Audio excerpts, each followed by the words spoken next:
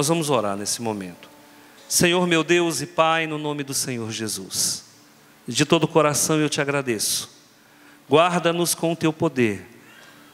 Quero pedir ao Senhor a proteção, o direcionamento, o livramento, a misericórdia. Senhor, ilumina. Na noite de hoje nós precisamos de uma palavra inspirativa e que o Senhor fale ao nosso coração. Há em nós a necessidade de ouvir a tua voz.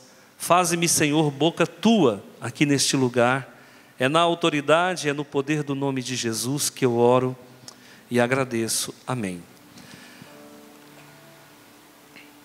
Irmãos,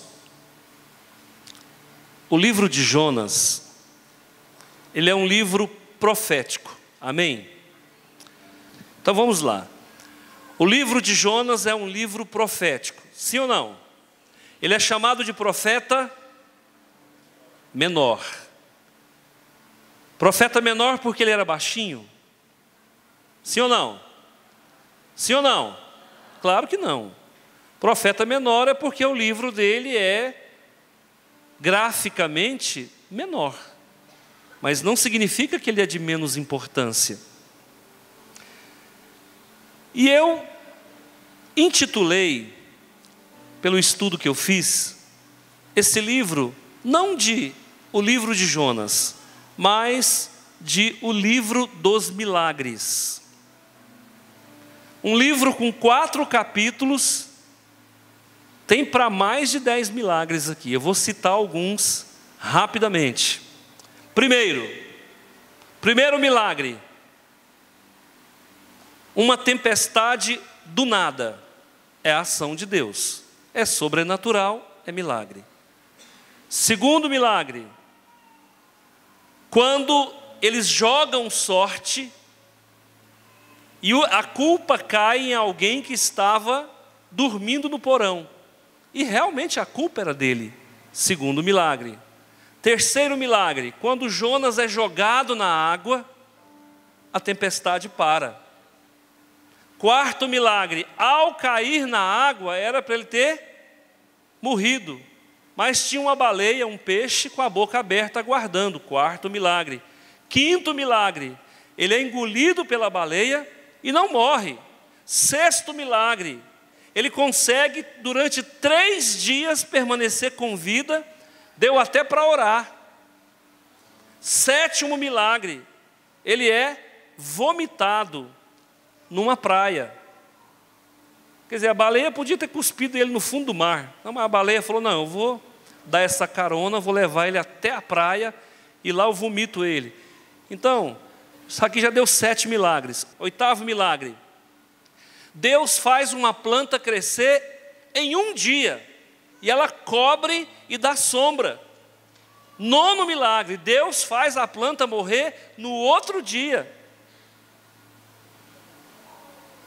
E o 10º milagre. Deus conversa com Jonas como eu estou conversando com você.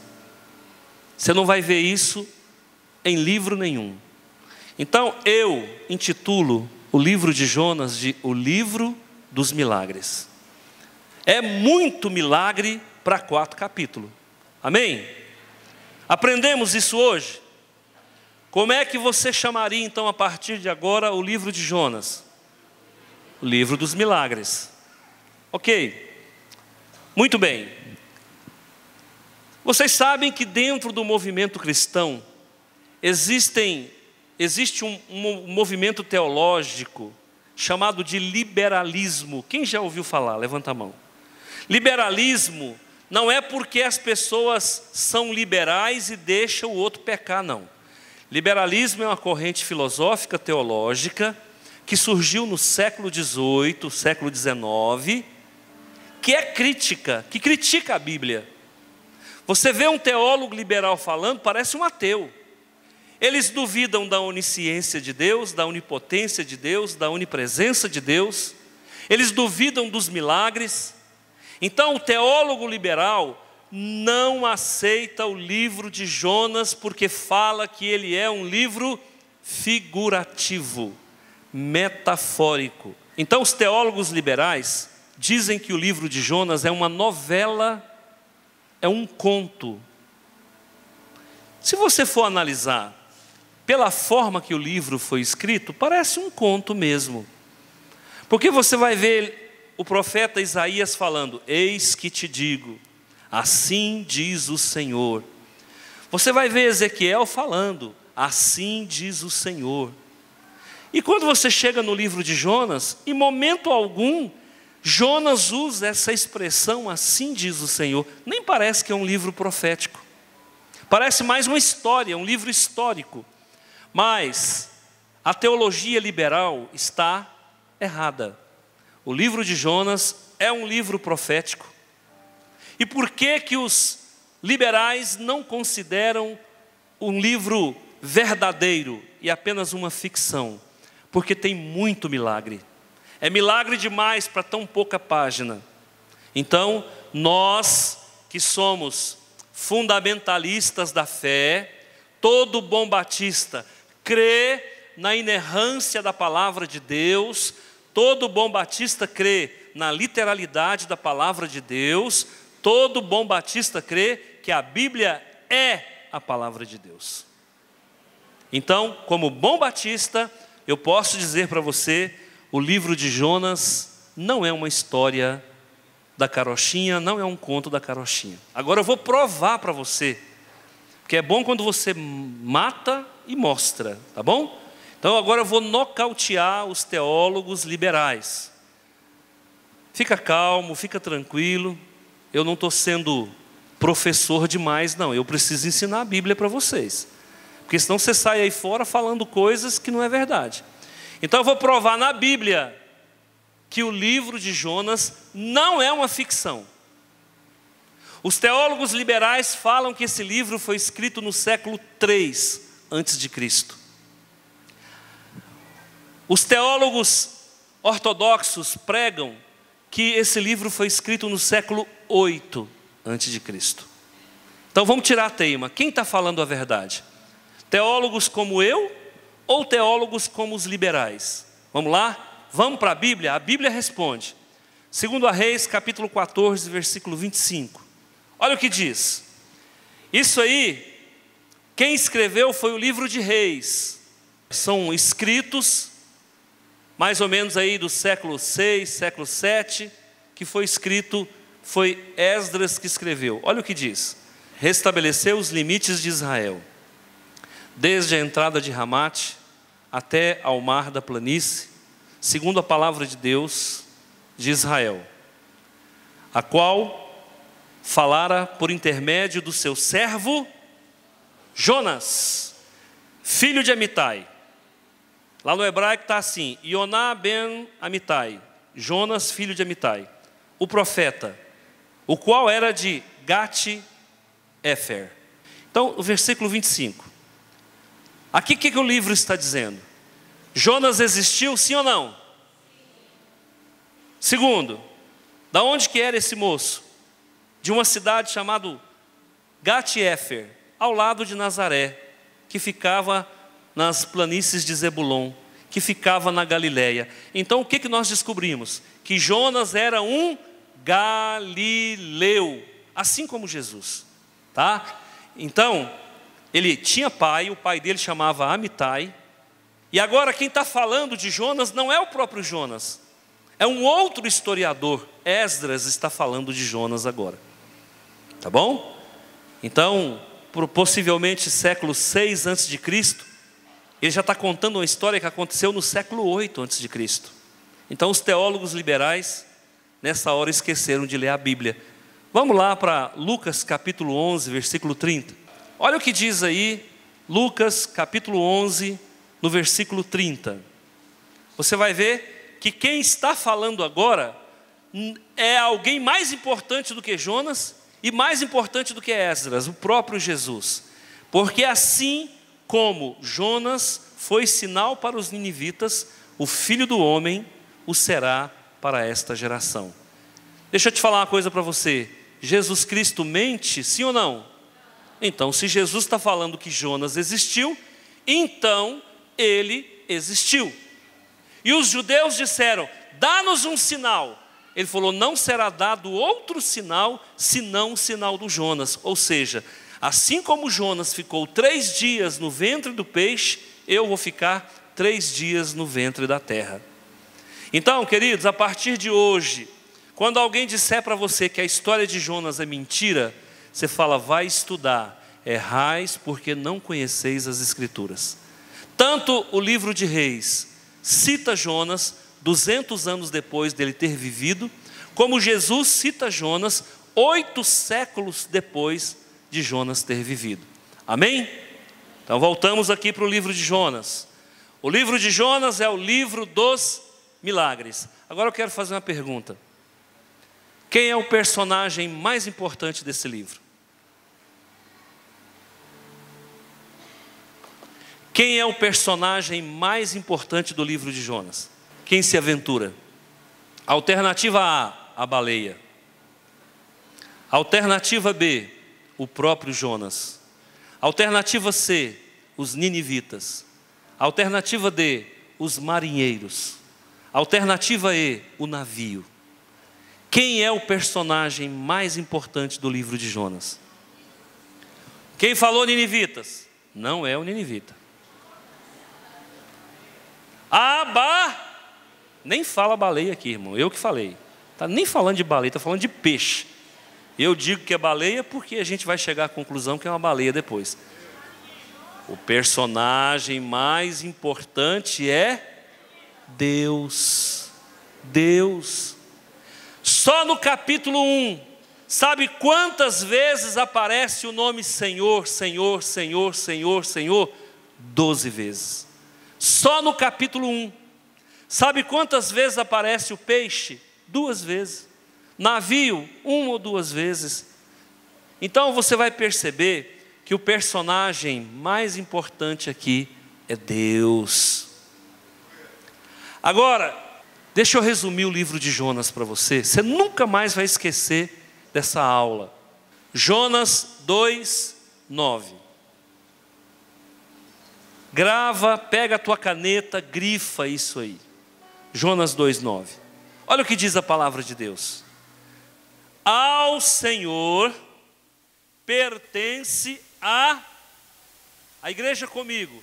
Ao Senhor pertence ao Senhor pertence só a igreja. Mais alto.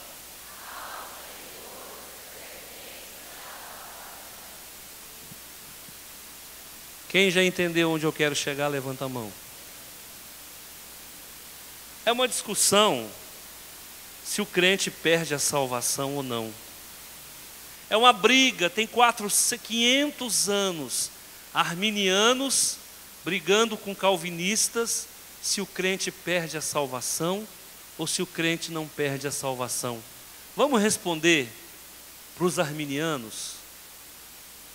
Ao Senhor pertence a salvação. Se a salvação é de Deus, Ele dá para quem Ele quer. Se Ele deu, está dado. Deus ficou emburrado, devolve minha salvação. Não, magoei, me dá a salvação de volta. Você acabou de perder.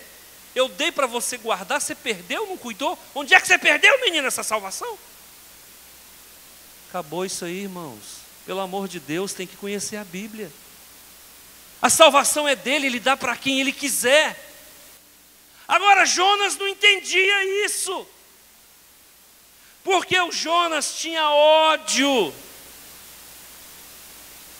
de assírio, tinha ódio de assírio, de ninivita.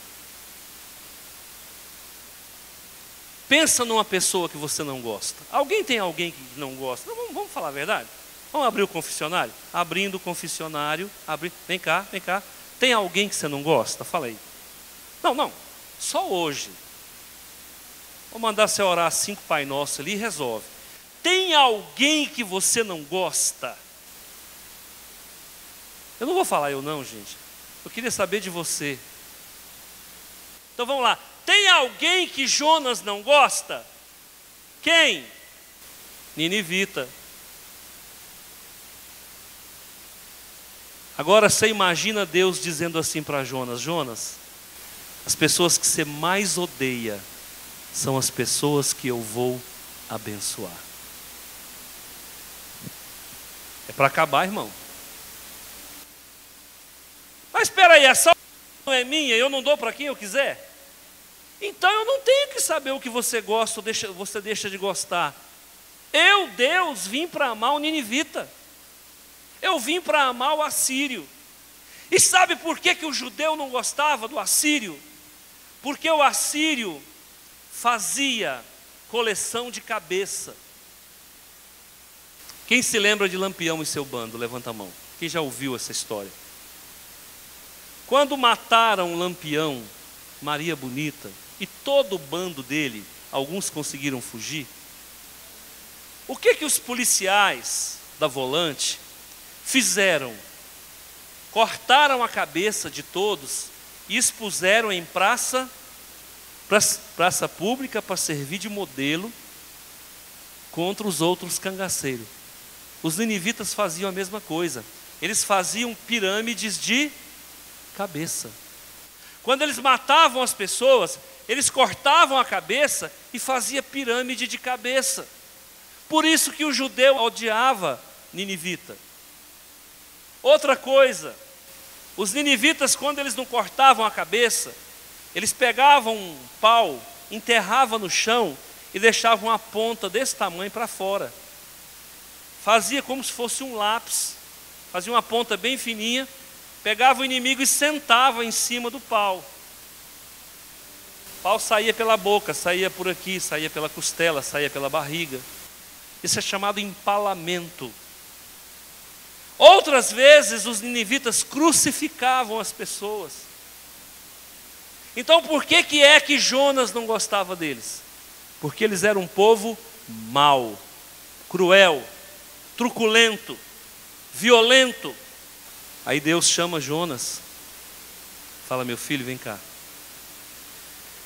Eu preciso que você vá pregar para aquele povo que você não gosta, para aquele povo mau, para aquele povo covarde.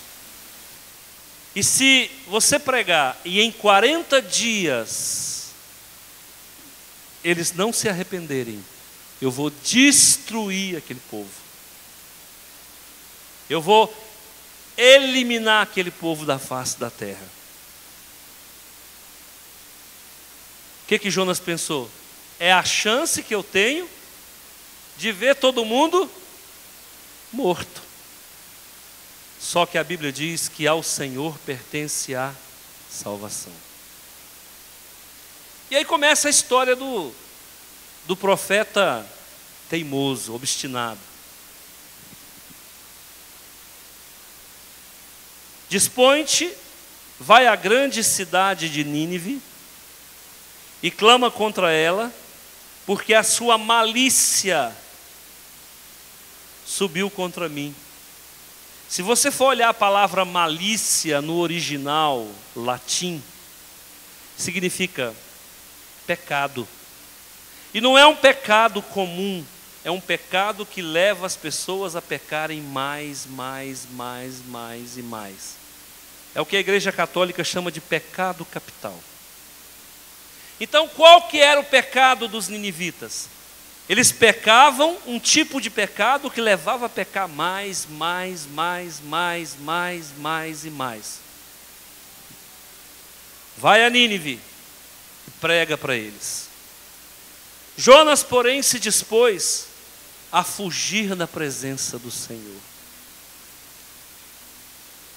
Será que aqui nessa noite tem alguém que foge da presença de Deus?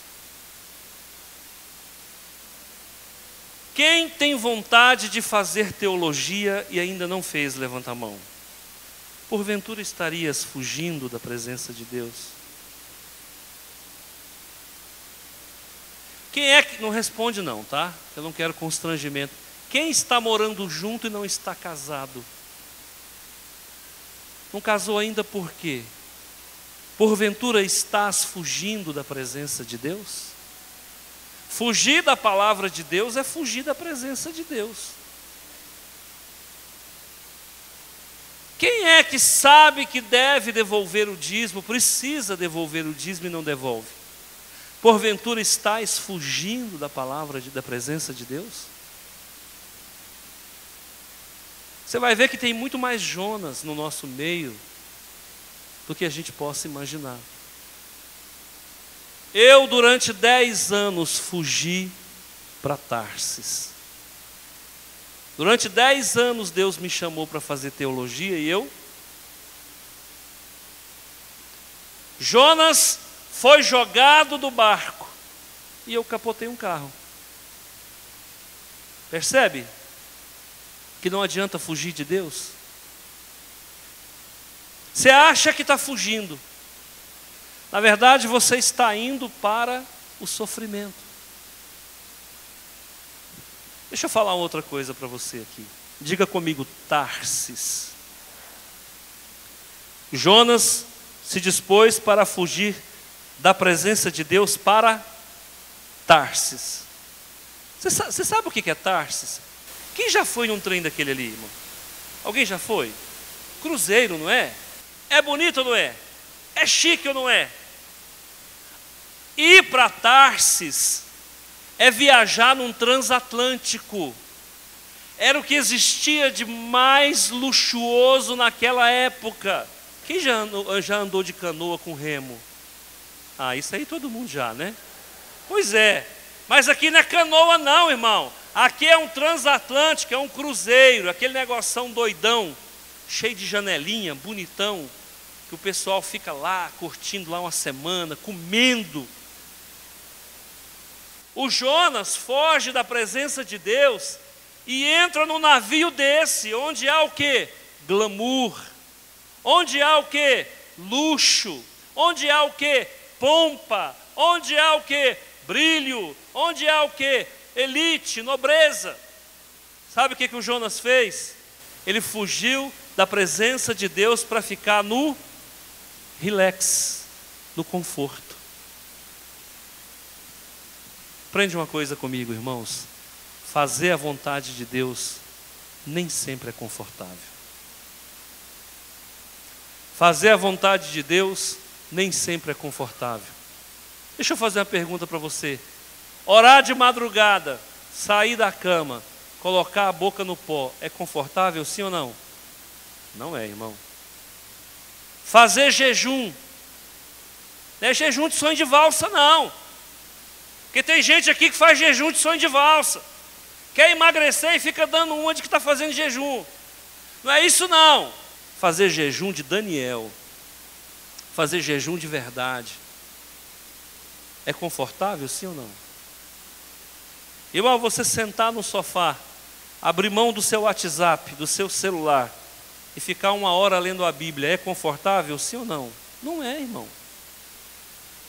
Irmão, você tirar 10% do seu salário, mês a mês, deixar talvez de comprar uma camisa nova, deixar talvez de fazer uma outra coisa qualquer, e trazer o seu dízimo e colocar no gasofilaço, é confortável?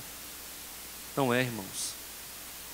Mas a gente percebe que até hoje Deus continua nessa saga de ensinar o homem que nem sempre o que é confortável é a vontade dele. Às vezes o que Deus tem para a gente é desconforto. Jesus resolveu fazer a vontade de Deus. Nasceu no lar mais pobre. Para completar, o pai dele era pelo menos 30 anos mais velho do que a mãe. Tudo indica que quem cuidou da mãe foi Jesus, porque o pai morreu.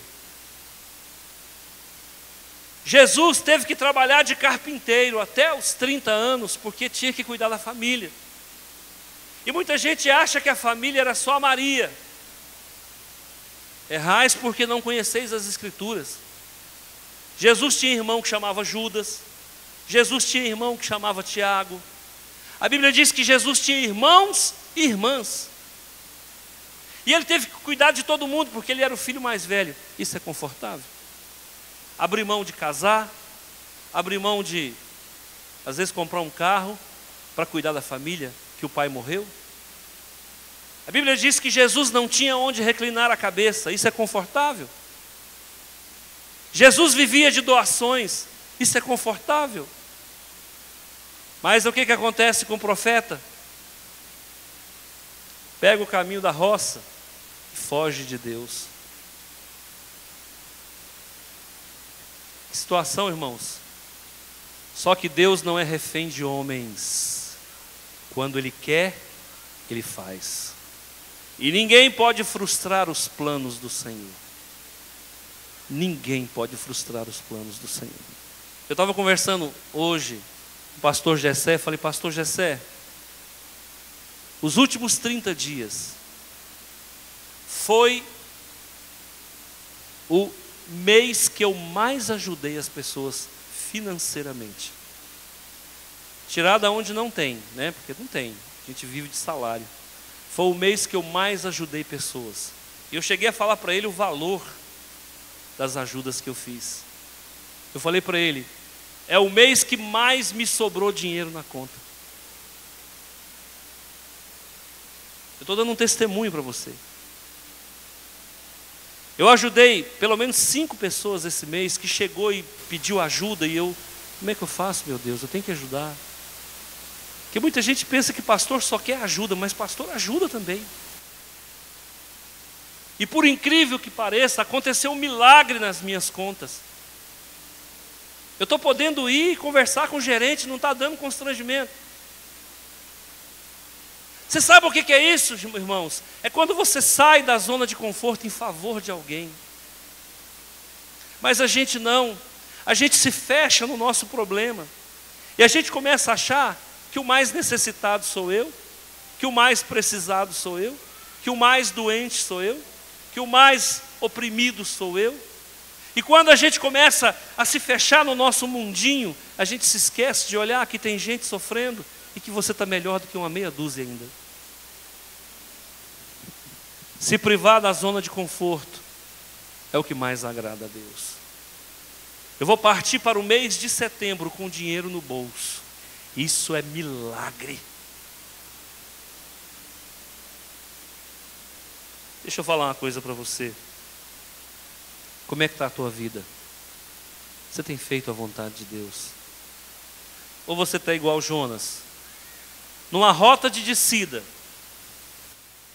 Fugindo. Descendo para Jope. Descendo para o navio. Descendo para o porão. Descendo para o mar. Descendo para a barriga do peixe. Descendo para as profundezas. Porque se você for olhar a oração do Jonas, ele fala que foi nos fundamentos das montanhas. Você sabe onde que é o fundamento da montanha? É 5.000 metros de profundidade. A baleia levou ele para o lugar mais baixo que existe. Quando a gente não está fazendo a vontade de Deus, a gente está descendo para o lugar mais baixo que existe.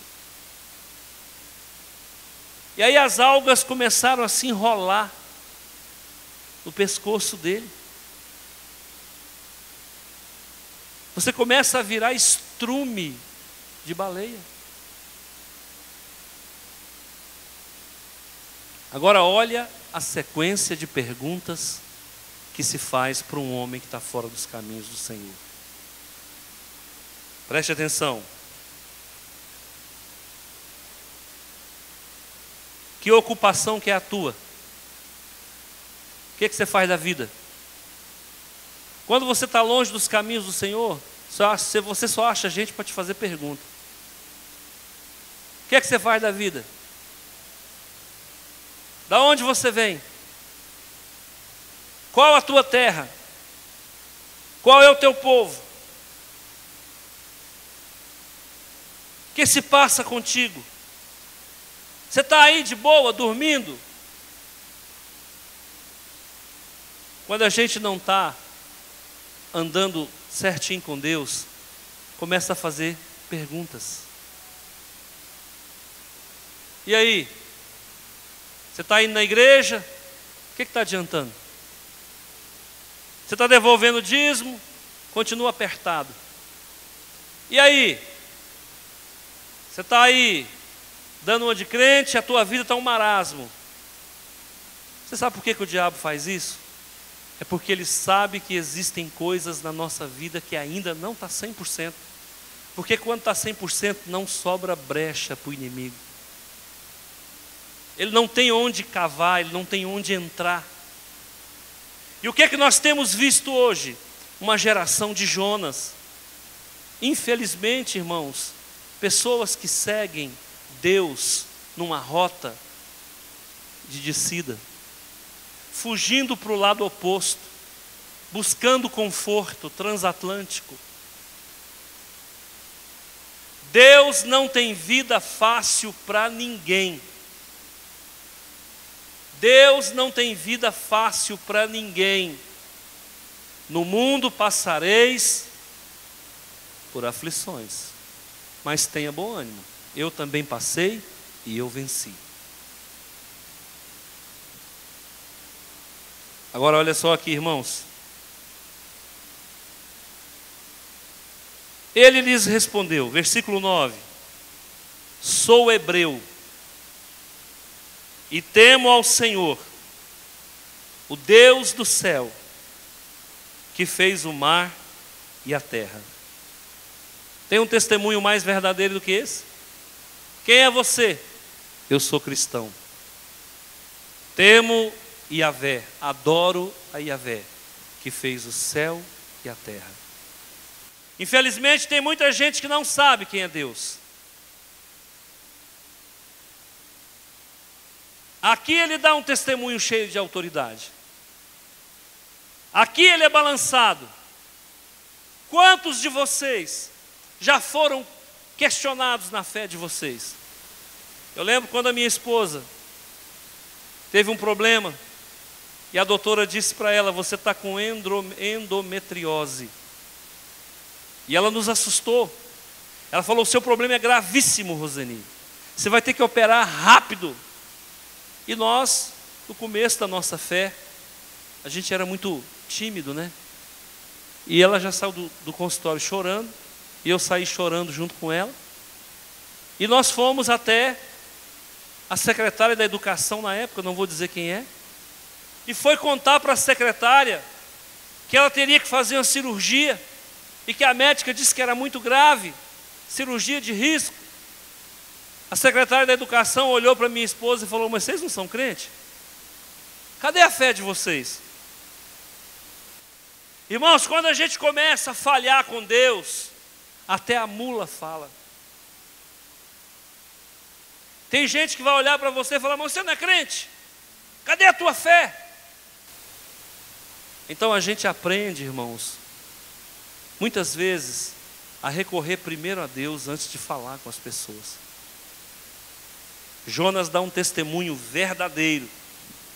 E aí no versículo 10, os homens ficaram possuídos de grande temor. Por quê? Porque aqueles homens, apesar de serem pagãos, eles sabiam quem era o Deus Jeová. E eles perceberam que o Deus Jeová era maior do que os deuses que eles estavam buscando. Que é isso que fizeste? Pois sabiam os homens que ele fugia da presença do Senhor. Ele já havia contado para algumas pessoas que estava fugindo de Deus. E entrou para o porão para se esconder. E aí, disseram-lhe: que te faremos para que o mar se acalme? Porque o mar se ia tornando cada vez mais tempestuoso. Respondeu-lhes: tomai-me e lançai-me no mar. O homem era tão morto que ele não tinha coragem de pular. Se fosse eu, já saía correndo e pulava sozinho. Ele fala: gente, me suicida. Me suicida, por favor, que eu não dou conta de suicidar. Olha a situação, esse homem era passado, esse homem era ardido de preguiça. Deus não quer pessoa assim na obra, não. Deus não quer gente passado, não. Deus precisa de gente que vai à luta, que faz a diferença. O Brasil tem 40 milhões de evangélicos, mas você não acha um John Wesley no meio desses 40. Você não acha um John Knox no meio desses 40. Desculpa, mas até parece que são 40 milhões de Jonas. Não muda, não faz a diferença. O que adianta ter 100 milhões de evangélicos nesse país e o país continua idólatra? É pastor carregando dinheiro na cueca, é pastor carregando dinheiro na mala, é pastor fazendo lavagem de dinheiro, usando igreja para lavar dinheiro.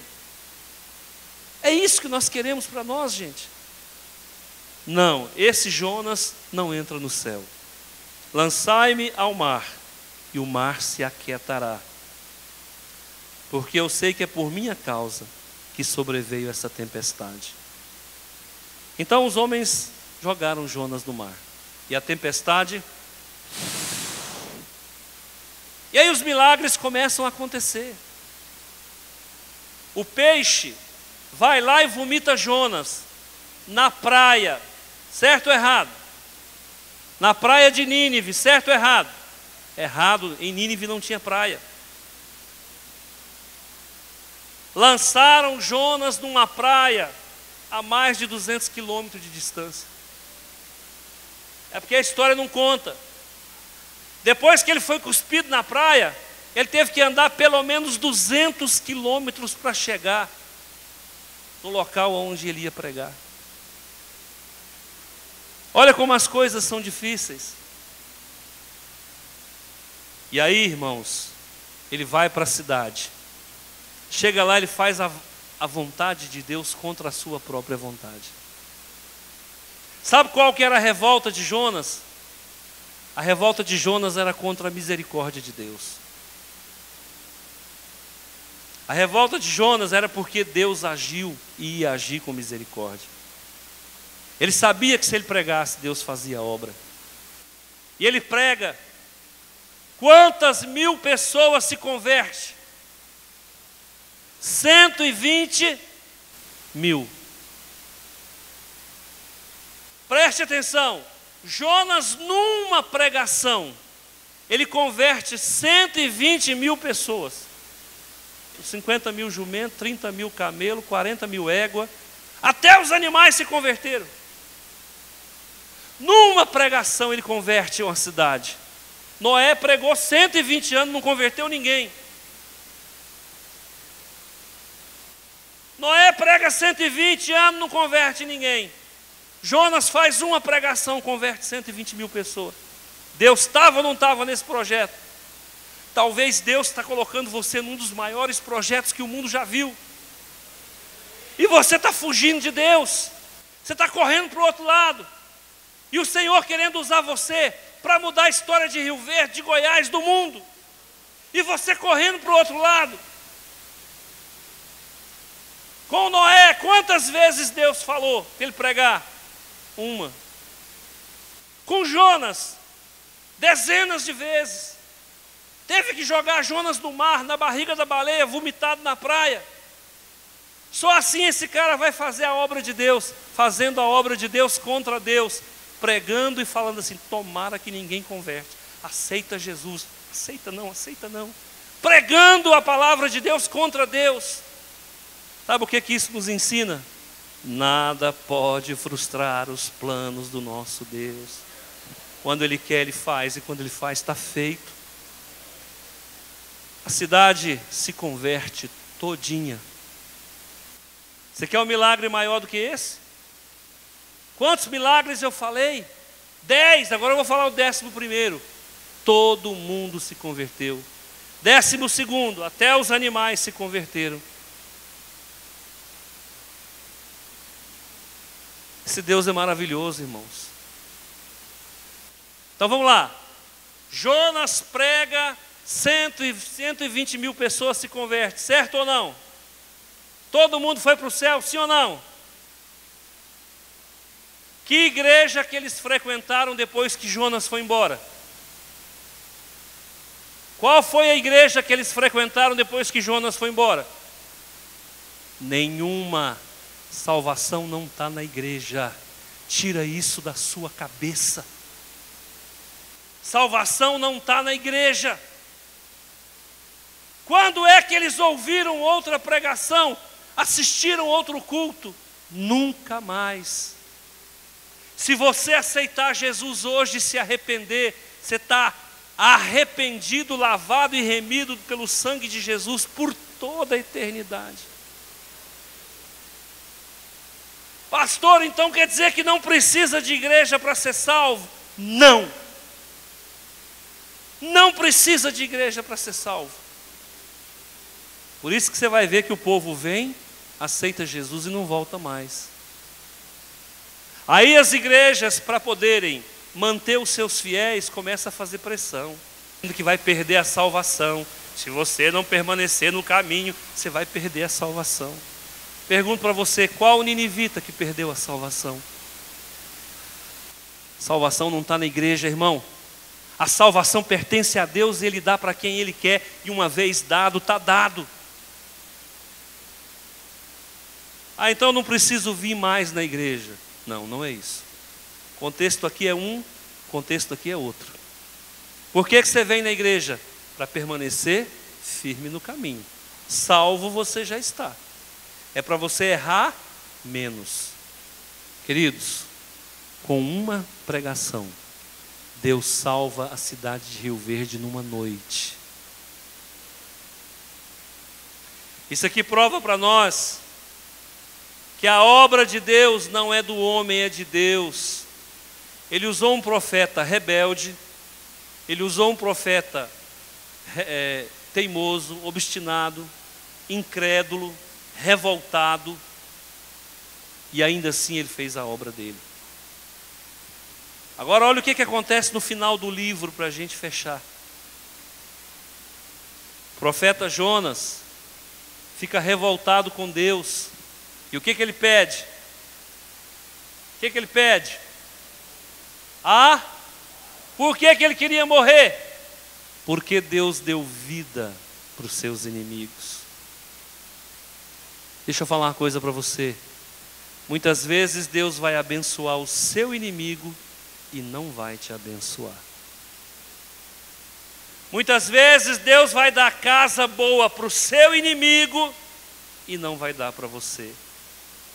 Muitas vezes Deus vai dar fartura, bonança para o seu inimigo e não vai dar para você. Sabe por que Deus faz isso, irmãos? Porque Ele é soberano e Ele faz o que Ele quer. E não adianta fazer biquinho, não. Tem crente que faz biquinho com o pastor. Tem crente que faz biquinho com Deus. Tem crente que fica revoltado com Deus. Não adianta. Ele é Deus. Ele salva quem Ele quer. Os cortadores de cabeça também têm direito à salvação. Os empaladores também têm direito à salvação. Os espíritas também têm direito à salvação. Os macumbeiros também têm direito à salvação aqui, ó. Olha para mim. Um dia um profeta Jonas foi lá e pregou, e eu recebi a palavra e aceitei a Jesus. Deixei Nínive e vim para Jerusalém, estou pregando a palavra de Deus também. Então, queridos, o livro dos milagres vai dizer para você que quando Deus abençoar teu inimigo, glorifica a Deus e não se revolta. Tem muita gente querendo morrer porque as coisas dão certo para o outro e não dá certo para ele. Tem muita gente querendo morrer porque o marido da outra é bom e o marido dela não é bom. Tem muita gente querendo morrer porque não está dando conta de pagar as contas. Mas deixa eu falar para você uma coisa. Talvez Deus está abençoando o outro lá e não abençoou você ainda, porque você ainda não entendeu a mensagem de Deus. Mais fidelidade, mais integridade, mais obediência. Nada disso que esse homem passou precisava ter passado. Olha a volta que esse homem deu. Era só ele seguir para Nínive. Mas ele foi fazer um tour em Tarsis. E deu no que deu. Queridos, tem muita gente que Deus está falando para a moça: não casa com esse homem não. Já teve gente aqui no gabinete. A moça veio conversar comigo. Falou: pastor, eu estou apaixonada. Eu falei: ai, que legal. E eu falei: pois é. E quem que é o Felizardo? É o fulano. Oh, que glória, esse menino é um menino feliz. Onde é que você conheceu ele? Na boate. Eu falei: ai, meu Deus do céu. Você conheceu aonde, minha filha? Na boate. Eu falei: Rio Verde tem pelo menos 20 mil rapazes com essa idade. Você tinha que escolher um na boate.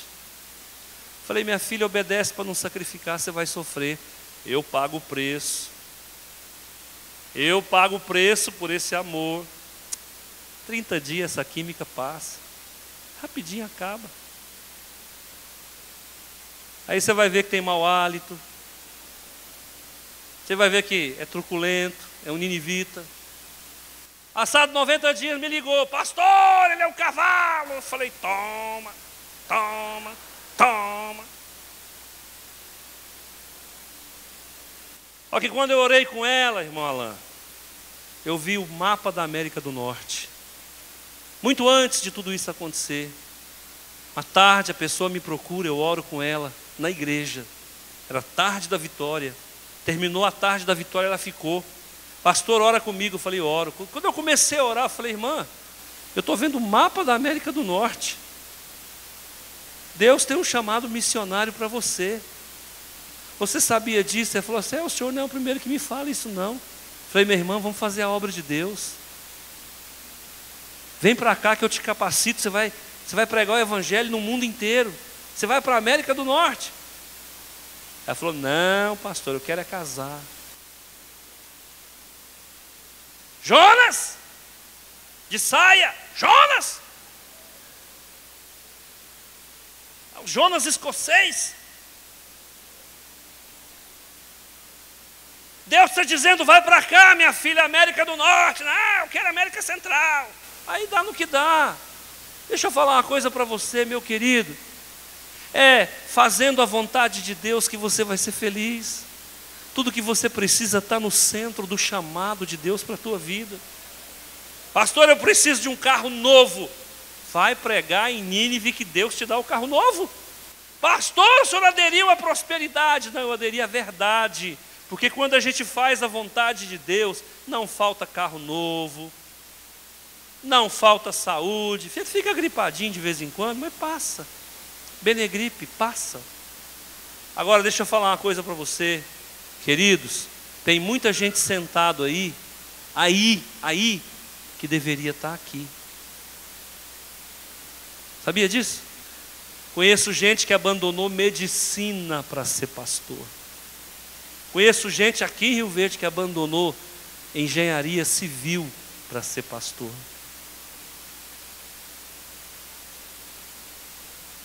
Se Deus te chamar para fazer a obra dele, não vá para Tarsis. Você vai descer a profundidade do abismo. Amém?